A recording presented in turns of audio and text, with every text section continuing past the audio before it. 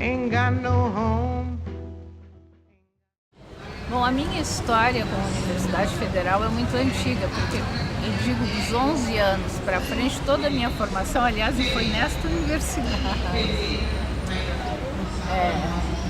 A tal ponto que quando eu fiz o doutorado, uma pessoa uma vez chegou e disse para mim, não sei se tu sabes, fiz na educação, que esta faculdade é racista. Aí eu disse, se não fosse, não estaria no Brasil. Né? Ou então seria uma ilha de felicidade por aí. Assim, quando tu vai fazer a matrícula, né? Aquele primeiro momento que tu tá com todo mundo na sala e tu é a única pessoa negra e tu para e pensa, o que é que eu tô fazendo aqui? Quando eu cheguei na universidade, o primeiro choque foi, eu sou a única menina negra de outros 49 alunos que estão aqui para fazer a matrícula. E aí, quando eu olhava para esses outros 49, a gente tinha mais outros 2 negros, que eram 2 meninos negros. Então, nós éramos 3, numa sala que teria 50 pessoas, e mais os professores e coordenadores e todo mundo que foi fazer a matrícula. Então, eu já fiquei, opa, como assim?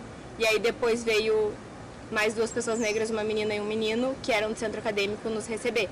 Daí eu pensei, a gente já está aumentando de número, mas mesmo assim não é um número expressivo. E aí, olhando a universidade como um todo, eu acho que qualquer pessoa que olhar a universidade, olhar o bar que a gente come um lanche ou um café, a presença pessoas é muito menor. E aí, se no bar, algumas delas trabalham no bar e não são os alunos, ou são o pessoal das empresas terceirizadas que estão ali dentro comprando um lanche, alguma coisa, mas que também não são alunos. E aí, quando a gente olha esses alunos, eles são poucos, mas geralmente eles estão juntos.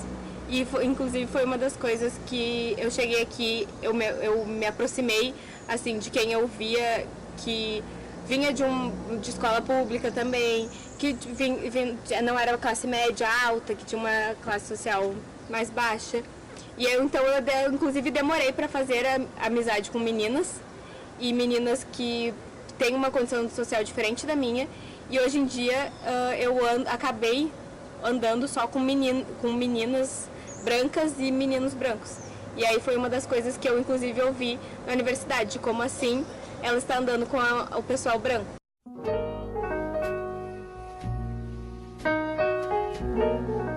Bom, já enquanto estudante, um ponto de embate é com relação ao conteúdo, né? Todo ele muito eurocêntrico, fazia com que algumas aulas fossem particularmente tensas, né? Ter que se posicionar e receber da parte do professor uma reiteração de uma posição eurocêntrica. Isso causa um certo mal-estar. Depois o processo fiz a graduação, mestrado, doutorado, sempre marcado por isso, né? Por tensões racistas com os colegas, nos preconceitos que rolam no meio das conversas, né? Mas que ficavam acobertadas por uma certa cordialidade. Não existe quase linhas de pesquisa voltada para as questões negras dentro do pós-graduação. Então ainda é um espaço que tem uma resistência, que não se abriram ainda. Então nesses espaços, o que eu sempre digo? O desafio está na nossa capacidade de construir parcerias que já estão estabelecidas e por dentro dessas parcerias você propor também essas temáticas nossas. Então acho que esse é o grande desafio. Sem contar que também a universidade ela está começando a se abrir para esse debate. Então acho que a universidade, enquanto uma instituição social, que deveria ter um papel fundamental na sociedade, ela precisa abrir mais para essas questões. O que eu percebi na minha trajetória, né, eu faço essa reflexão muito com o que eu vejo hoje na universidade. Naquela época eu não tinha uma consciência muito clara de empecilhos que estavam sendo colocados para mim, eu não via isso. Mas eu entrei já com uma disposição para trabalhar com racismo no mercado de trabalho, era isso que eu queria trabalhar. E quando eu fiz a primeira disciplina de pesquisa, eu me lembro que para mim foi um balde d'água, assim, porque eu fiz um projeto que para mim era, o projeto da minha vida, assim, é isso que eu quero pesquisar, é isso que eu quero fazer. E a professora eu tinha quase 0, eu acho, no projeto, eu fui muito mal. Mas o que eu fiquei mais decepcionada não foi tanto de ter ido tão mal. Eu disse, tá, mas ela não vai me dar uma luz, ela é da sociologia do trabalho, ela não vai me dizer por onde caminhar e tal, né? Então tinha uma série de críticas.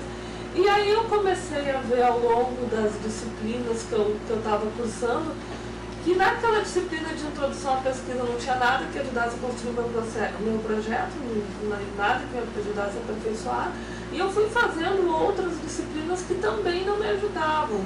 Só que essa percepção de que isso era o racismo se manifestando dentro do sistema universitário eu fui ter mais tarde, né? Sobretudo hoje eu estou pesquisando as ações afirmativas e eu vejo os alunos reclamarem disso, né? Eu gostaria de pesquisar tal assunto, mas não tem professor, ninguém orienta, a gente tenta e não encontra, né? Os professores dão uma disciplina inteira e não falam nada sobre o movimento negro. Dão uma disciplina inteira e não falam nada sobre o feminismo negro, né? Eu tenho escutado muito isso nas minhas pesquisas. E depois eu fui pensando realmente, né? Acho que o meu obstáculo maior ele começou comigo na condição de estudante, sempre na definição do objeto de pesquisa. Quando o objeto de pesquisa estava voltado para a cultura negra, sempre tinha uns casos orientadores, que sempre interpunham os interesses de linha de pesquisa deles. Então, assim, um descaso e tu ficava assim meio que solto, né? E numa insegurança, né? E aí daqui a pouco tu tinha que ter que abrir mão do objeto em nome de um outro que presumivelmente vai te deixar seguro. Não foi o meu caso. Eu peguei e me agarrei os objetos, todos os meus objetos foram sobre a cultura negra. Mas por conta disso eu encontrei dificuldades de orientadora, ter um descaso, né? Eu, por exemplo, assim, no doutorado eu tive que trocar de monitor. Quais são as nossas referências biográficas que a gente lê? Se a gente traz alguma referência, o que esse professor ou essa professora vai nos dizer, vai nos apoiar, vai nos ouvir, não vai nos ouvir, vai nos calar, vai nos silenciar, que muitas vezes é o que acontece. Então, tudo isso assim pra gente é muito doloroso, desde um trabalho que a gente traga uma pauta e não é levado em conta, assim. Por que a gente tem que ler certos autores, porque a gente não pode trazer os nossos autores e dialogar com isso, trazer coisas novas, né? Porque é muito difícil eu ler um texto antropológico de um europeu. Por que eu não posso ler uma Lélia Gonzalez, que foi uma das primeiras mulheres negras antropólogas do Brasil? Né? Por que eu não posso trazer outras referências nas áreas que a gente está estudando, sabe? Porque esse silenciamento, esse apagamento, sabe? E é difícil, é muito difícil. Então, qual é o papel do não negro nessa questão, assim? O que se está fazendo para... Por que eu não posso fazer isso? Por que eu não posso falar isso? Uma das nossas primeiras aulas, em que a professora, eu acho que era introdução a alguma coisa, e aí ela começou a falar sobre obras que, teoricamente, todos já teriam acesso, tido lido, enfim. Eu conhecia, ela estava falando de Marx por nome, porque, enfim, tu estuda para o vestibular, então tu sabe alguma coisa daquela pessoa, mas eu nunca tinha lido um livro de Marx, entendeu? E aí estava todo mundo debatendo Marx com uma propriedade que eu fiquei, posso sair da sala agora? Porque não me encaixava naquilo tudo. Então, cada referência que ela dava era uma coisa a mais que eu tinha que fazer, porque eu tinha que ler o texto da aula e ler a referência para entender do que ela estava falando, porque não fazia sentido para mim. Às vezes a desculpa é que o comunidade de pesquisa não compreende muito bem o referencial teórico, as temáticas, e não tem leitura. Então, às vezes, agora que eu estou fazendo uma aula de literatura brasileira, uma especialização, a professora deu gênero e não tinha uma autora negra. Não tinha uma autora negra. E nós questionamos, olha, mas tem uma série de autoras aí que tu podia estar contemplando, tanto do ponto de vista teórico quanto literário. E aí a gente chegou assim, inclusive aqui nós temos uma referência, Carolina de Jesus, a questão Evaristo, como que tu não tem conhecimento disso? Todo mundo aqui na sociedade vê todo o tempo falando, mas acontece que não sei o que, aí ela dava um referencial europeu com textos em espanhol e exaltando só autoras brancas, né? Nós apresentamos um outro trabalho sobre racismo institucional. Trouxemos autores e referências de alunos da universidade que também tratam sobre o caso, que escrevem sobre o caso, e professores também em outras referências de fora. E aí eu fiz um questionamento para a turma e o professor disse que era muito difícil de achar autores negros. E aí eu pergunto, é difícil ou você está invisibilizando, silenciando e negando um saber, um conhecimento? Ali ficou explícito, assim, tipo, racismo institucional de um professor branco. No ambiente acadêmico, ao mesmo tempo que é extremo, pode ser extremamente cruel, e acredito que as políticas, ações afirmativas fizeram com que essa crueldade se tornasse mais explícita.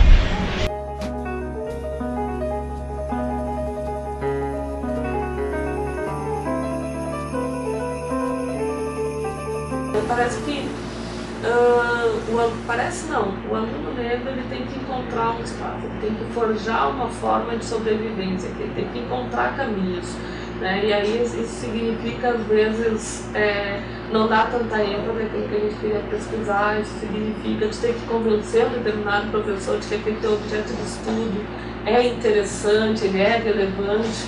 E isso não é uma coisa muito fácil. Eu, na minha trajetória, vi muitos colegas negros se perderem, né? Se perderem no sentido de não serem reconhecidos. E isso mostra muito uma ideia de que na universidade tem um privilégio branco que está muito, muito, muito forte. Assim. Na universidade, um esforço de anulação do diferente quando é próximo. Que passa por dizer, basicamente, você já está aqui, você não é tão diferente assim. Essa é a forma como a diferença é desrespeitada. A anulação da diferença passa por dizer, você não é mais. Você não é mais aquele negro de lá da favela. Você está agora aqui entre nós. E você não pode, portanto, falar em nome deles. Então, a ideia é, quando a gente vai na favela, a gente vai em condições iguais, eu branco e você negro, porque todos nós somos acadêmicos. De certa forma, isso está em jogo. Então, isso cria um movimento de produção também de sofrimento, né? Porque o cara está duplamente desterritorializado. Por um lado, ele está numa universidade que, de múltiplas formas, o desqualifica. Vê nele um sujeito que não carrega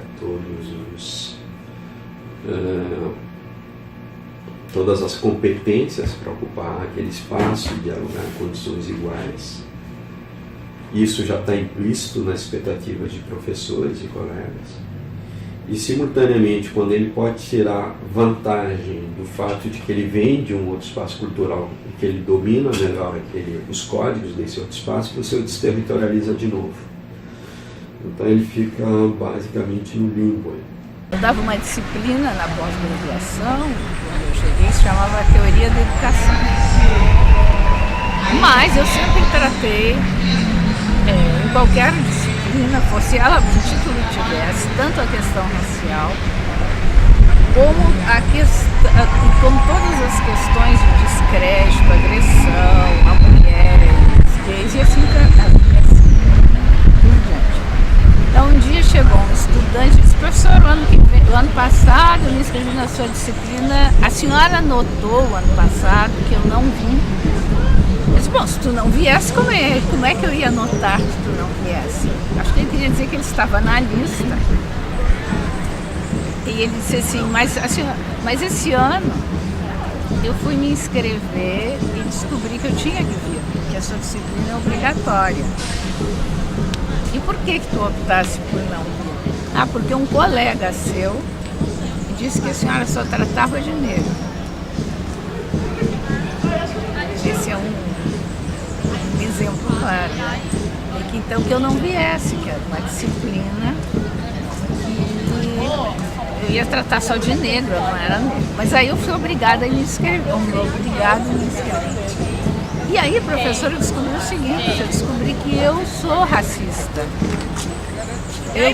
E o pior é que eu tenho amigos negros, que eu já fui até presidente da escola de samba na minha cidade, e eu descobri fazendo essa disciplina que eu sou racista. Eu disse, isso foi bom? Não, foi muito bom. Quer dizer, a senhora tome cuidado com aquele seu colega. Eu digo, eu já imagino até quem seja. Não é? Mas aí me brinquei com ele é que tome cuidado comigo.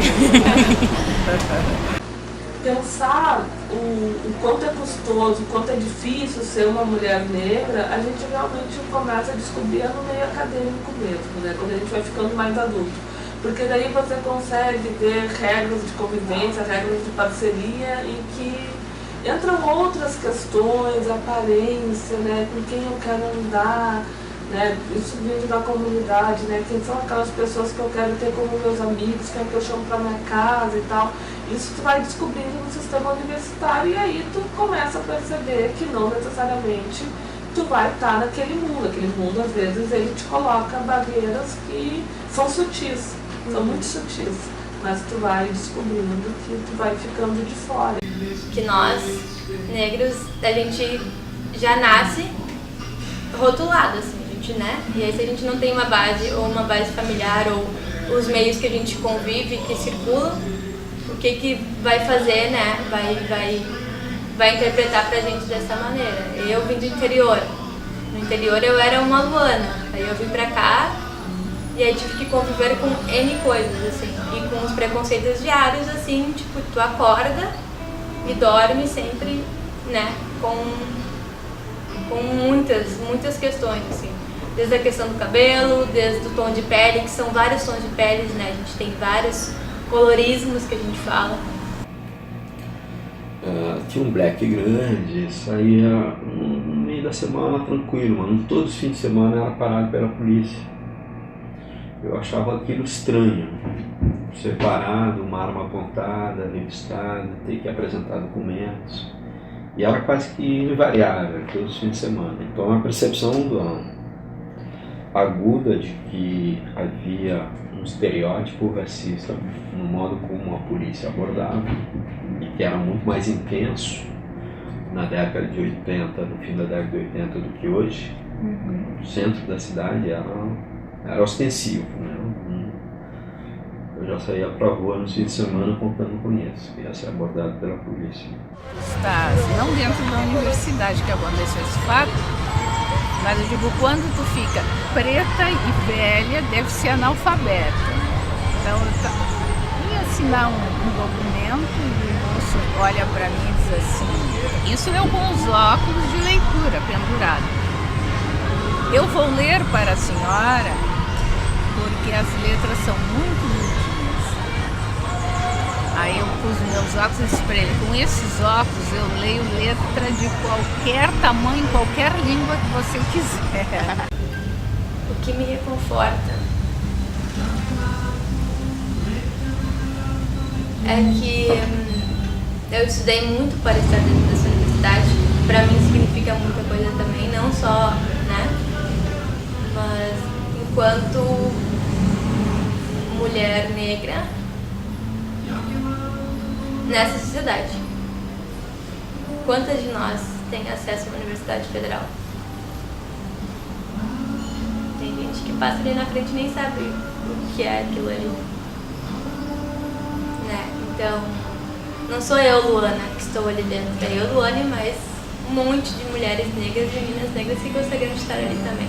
Birds flying high, you know how I feel. Sun in the sky, you know how I feel. Eu vim de uma escola pública, eu estudei praticamente minha vida toda numa escola pública.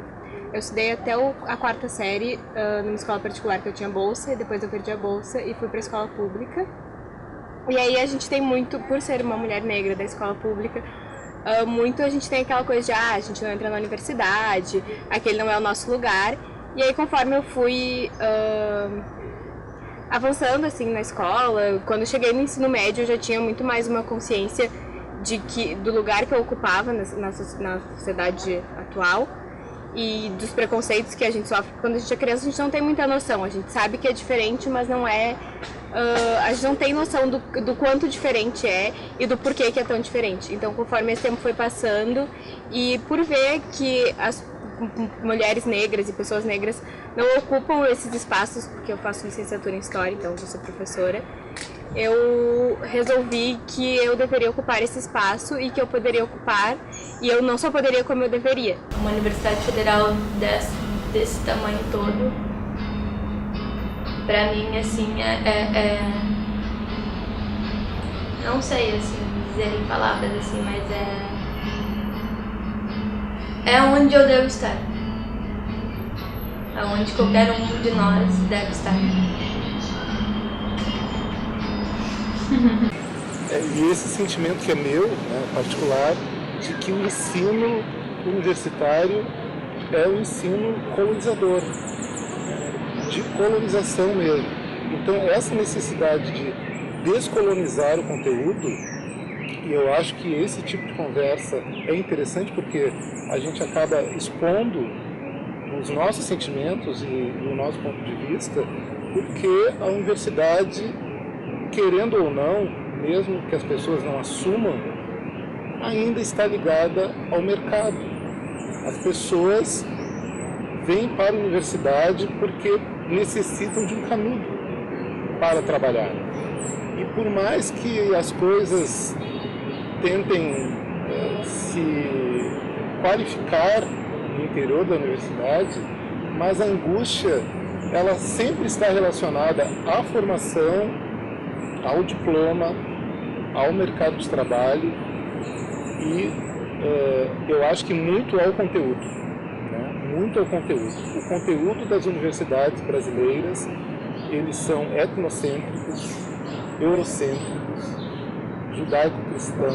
A sociedade está presente no ambiente acadêmico, embora talvez se pudesse esperar que fosse diferente. Teve um episódio que foi particularmente chocante, porque até aí eu pensava que era um racismo de Estado, da polícia, mas não percebia como um racismo também armado na sociedade civil. Então, um dia desse eu estava no Batuque, fazendo minha etnografia, terminou lá pelas 3 horas da madrugada, saí para pegar um táxi, né, na Vila Jardim, no ponto de táxi tem ali.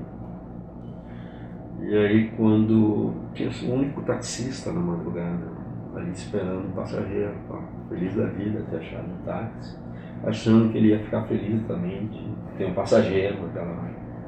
Aí quando assomei na janela, ele me apontou 38, cai fora. Aí eu percebi que não era a polícia que estava armada, era a sociedade civil também como um todo que estava armado contra os negros. É que, na verdade, o que eu mais percebo, assim, no meio acadêmico e na sociedade de um modo geral, é que existe uma certa indiferença das pessoas brancas em relação à questão racial. Isso majoritariamente. Claro, tem exceções, mas a maior parte das pessoas brancas, elas não se interessam por esses temas. Então elas tem pessoas que até são sensíveis, que se for conversar, elas acolhem e tal, as suas ideias, enfim, mas não é um tema que seja para elas algo caro. E o pesquisador, por natureza, ele pesquisa algo que lhe diz respeito, né? Algo que é caro para si, então acaba isso impactando nos estudos sobre racismo. Como a academia é majoritariamente branca, as questões raciais elas entram como aquilo que interessa, como cultura, como folclore e tal, mas pesquisar a pobreza entre a população negra, pesquisar a desigualdade racial, né? Pesquisar feminicídio, pesquisar... Hoje mesmo, acho que a coisa mais escandalosa que a gente tem é o tema do homicídio do jovem negro.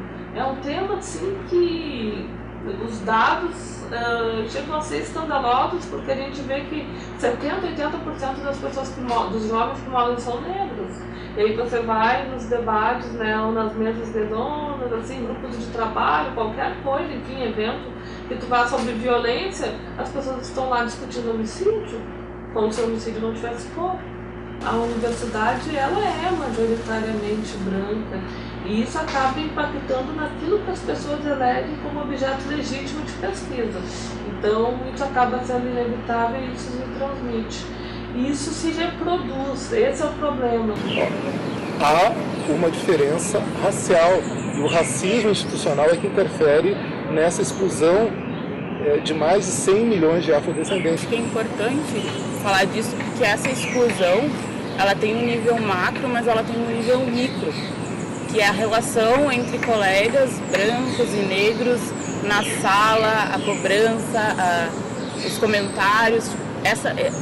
Isso tá em tudo, assim, sabe? Por que tu não veio na semana acadêmica? E ou tu vai pra aula, ou tu vai trabalhar, entendeu?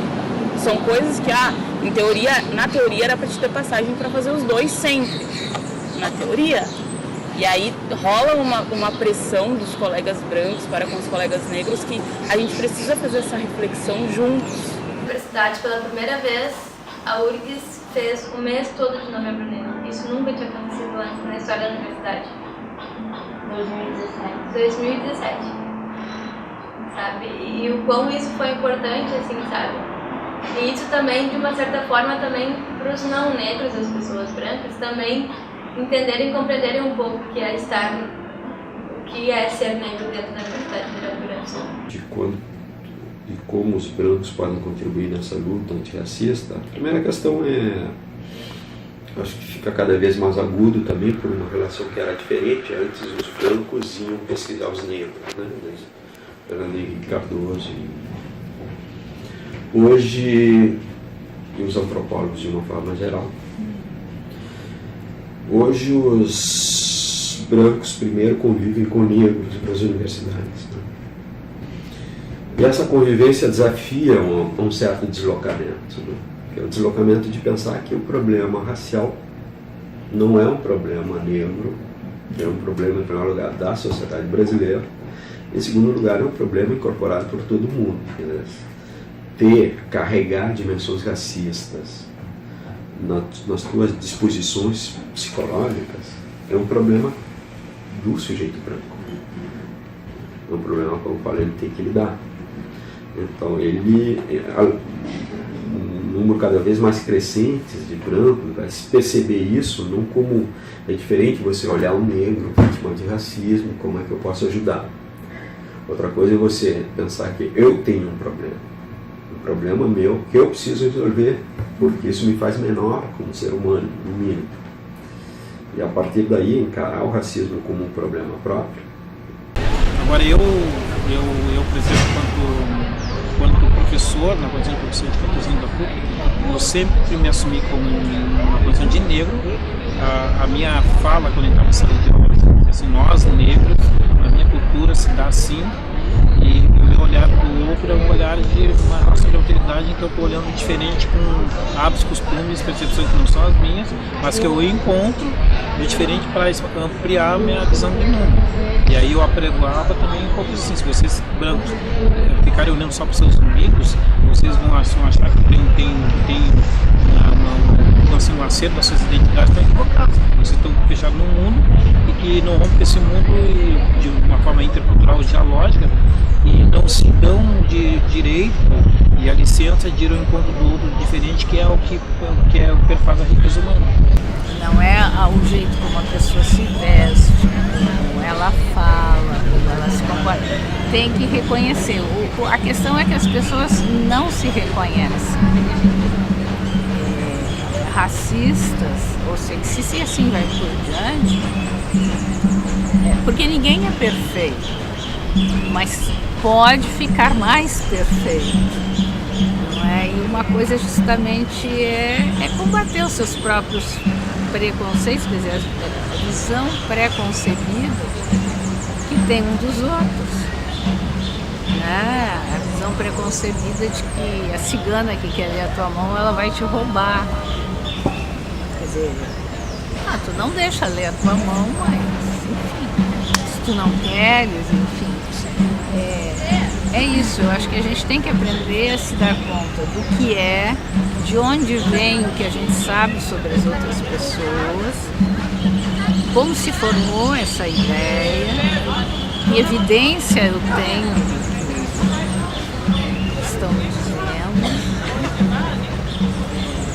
A aparência das pessoas não diz quem elas são. São coisas que a gente tem que ir aprendendo. E acho que todo mundo pode, independente de ser professor ou não, ir passando uns para os outros, né? Tem que ir sabendo disso. E depois a gente tem um país tão diverso, com populações tão diversas e com populações tão cheias de preconceito. Eu vou concluir contando uma história de uma colega que eu tive. Ela é mais velha do que eu e ela contava a história que quando ela começou a lecionar,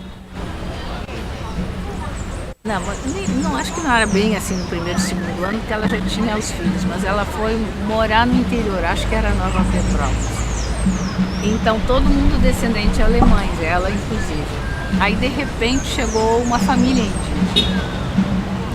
E as crianças na escola, claro que os indígenas eram pretos, enfim, começaram a discriminar. E ela, não pode ser assim. Então, o que ela disse para os alunos dela? O que vocês estão fazendo? Você não pode entrar nessa menina assim. Porque os donos da terra são os indígenas. E nós só estamos aqui, vocês e eu, pai e mãe, porque eles deixaram a gente vir para cá e a gente ter terra. E ela foi tão enfática nisso que as crianças aí começaram a paparicar a menina indígena. Então, quando dizem, vamos brincar de roda, quem é que entrava? Vamos sentar roda, a menina indígena. Tudo que fosse, vamos dizer assim, qualquer manifestação de apreço que pudesse mostrar o quanto eles eram reconhecidos, ela encontrou uma solução muito inteligente e verdadeira. A gente fica num certo isolamento, as pessoas não nos convidam, e aí eu ando sempre sozinha. Então eu quero encontrar meus outros colegas negros, e é isso.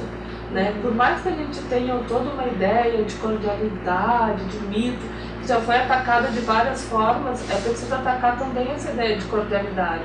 Porque o que a gente vê no nosso cotidiano é justamente isso. As pessoas elas têm uma relação que é muito, como é que eu posso dizer,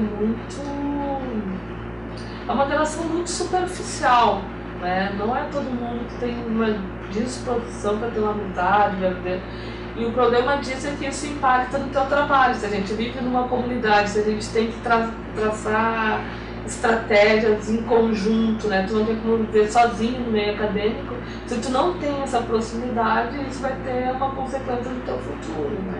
Isso é um problema que acaba, às vezes, marcando um pouco a carreira acadêmica das pessoas, né? Se tu não conseguir se inserir num grupo, né? Porque a gente sabe, nem todo mundo é bom em tudo.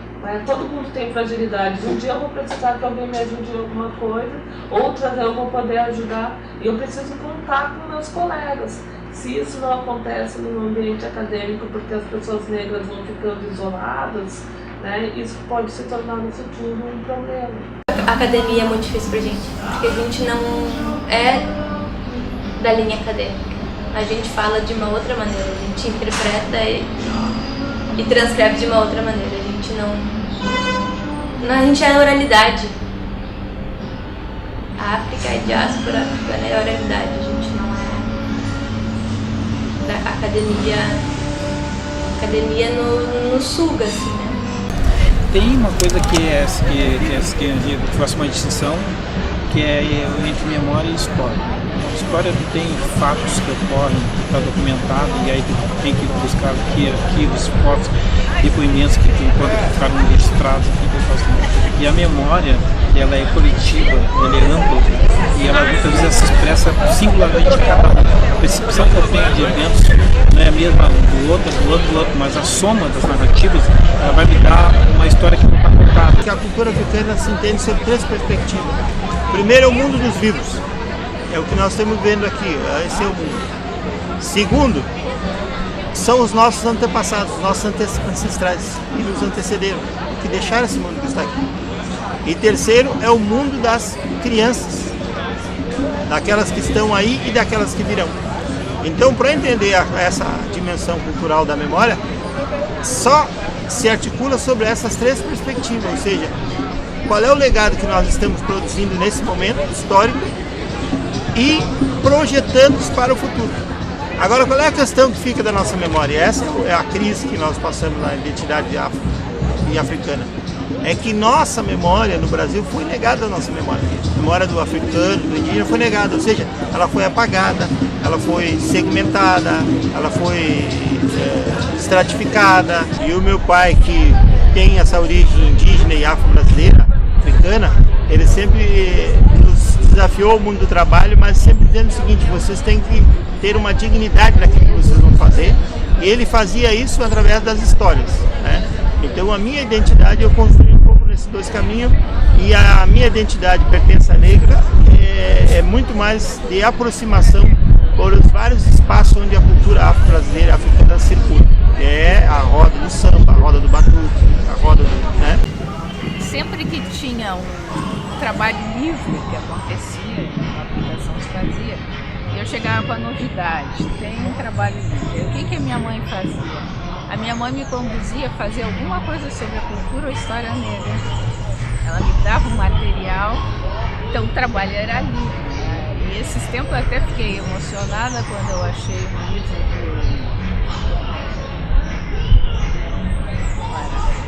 é um livro clássico, daqui a pouco eu lembro o nome. E todo marcado, minha mãe tinha marcado o que eu precisava destacar no texto que eu fosse escrever e que estava naquele livro, né?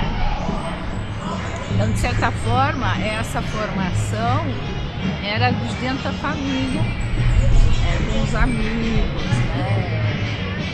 Os amigos da família, com a vizinhança. Eu sempre, claro, sempre tive uma identidade racial muito forte desde criança, desde criança mesmo, né? Dentro da minha casa a gente sempre teve muito uma questão de autoestima, né? De saber o seu lugar, não, enfim, ter orgulho, né? De ser negro e tal. Isso pra mim foi desde criança. Nunca tive problemas com identidade racial e tal, mas não é só por causa da cor. Eu nunca tive porque eu sempre fui ensinada a ter orgulho e tal, então pra mim foi uma infância muito tranquila. E muito também das minhas vivências e experiências na questão de negra, assim, é gritante também muito dentro da universidade, né? Enfim, todo o contexto de como é resistir dentro da universidade, né? Que é extremamente dolorido, extremamente sofrido, assim, para muitos de nós. Acho que olhar para a subjetividade não é, sem dúvida, o único caminho, mas acho que para mudar o que tem fora, a gente tem que olhar para o que tem dentro. E falando no que tem fora, das estereotipações do lugar simbólico em que a pessoa negra ocupa. A UFES é ampla, é imensa. São vários campos em diversos lugares. A gente se fecha, se encontra em alguns determinados lugares, né? Alguns campos. E a gente é muito aqui dentro da universidade, né? Então, como que acontece também quando as pessoas se cruzam, assim, quando um outro negro encontra outro negro, como que é? A gente tá se vendo ali, sabe? A gente sabe, tipo, tamo junto, vamos lá. Porque não é nada fácil, é difícil entrar, é difícil permanecer, é difícil sair. É muito complicado, assim. A gente sofre uma pressão mental gigantesca, assim. É que a gente tá isolado, mas parece que tá todo mundo isolado junto, né? É como a Amanda falou ali, da mulher, negro, indígena, enfim, a gente tá sofrendo de formas diferentes, é claro, mas tá todo mundo sofrendo, e aí são minorias diferentes, são exclusões diferentes, mas tá todo mundo junto, assim. Se a gente conseguir fazer com que essa acessibilidade chegue a mais pessoas, a gente consegue mais coisas juntos, né? É isso, a gente está em 2017, onde a todo momento querem nos tirar dali, né? Seja no Rio Grande do Sul, Brasil, enfim, todo, mas aqui é muito gritante esse processo colonizador que a gente fala, né? Porque a gente é o tempo todo invisibilizado, a gente entra no super, vamos seguir. É aqui que a gente está no café. Eu sou a única menina negra aqui dentro, agora tem 10 anos, chegou, sabe? Então, são isso, assim, a gente sempre vai ser normalmente o único dentro de um espaço. A gente não pode existir, não podemos, é foda, é difícil, mas a gente não foi fácil entrar também, né? E não é fácil para nós estar dentro da Universidade Federal, onde eles já disseram com todas as letras que ali não é o nosso lugar. Mas a gente sabe que ele é o nosso lugar também. E teve uma mudança extraordinária, né? Hoje, quando eu entro na URGS, eu vejo uma presença de alunos negros muito mais intensa demograficamente e de uma presença negra brasileira, que não havia, muito mais empoderada. Quem te encontrou na universidade? Eu não me senti mesmo sozinha, sabe? As entrevistas pra mim foi ver, eu vou usar uma palavra meio simplista, mas é que eu não estou louca, né? Porque a gente vai vivenciando as coisas, a gente internaliza as coisas, a gente não fala porque, não pode ser, coisa da minha cabeça, né? Não pode ser, eu tenho mesmo que ler o texto e ler as referências que eu não li, e eu tenho mesmo que me apropriar do negócio que eu não me apropriei em uma semana, eu preciso disso. É assim, eu tenho que me adaptar, é o sentimento que a gente tem. E a gente dá voz às outras pessoas, aos professores, aos alunos, a gente comunica, a gente troca, e a gente vê que não é só meu esse sentimento, não é só eu. Yo tengo una raza que es negra y negra me hizo Dios. Y otros arreglan el cuento diciéndome de color, dizque para endulzarme la cosa y que no me ofenda yo. Yo vengo de una raza que tiene una historia Yo vengo de una raza pura y de ella orgullosa estoy, de mis ancestros africanos y del sonar del tambor. Yo vengo de una raza que tiene una historia para contar, que rompiendo las cadenas alcancé la libertad. A sangre y fuego rompieron las cadenas de opresión, esos yugos esclavistas que por siglos aplastó. La sangre en mi cuerpo se empieza a desbocar, se me sube a la cabeza y empiezo a protestar. Yo soy negra como la noche, como el carbón mineral, como las entrañas de la tierra y el oscuro pedernal. Así que no disimulen llamándome de color, diciéndome morena, porque negra es que soy. Toda a tua trajetória acadêmica e quais são os empecilhos ainda, o que ainda falta para nós, né, nesse... Só acabar com o racismo. Só.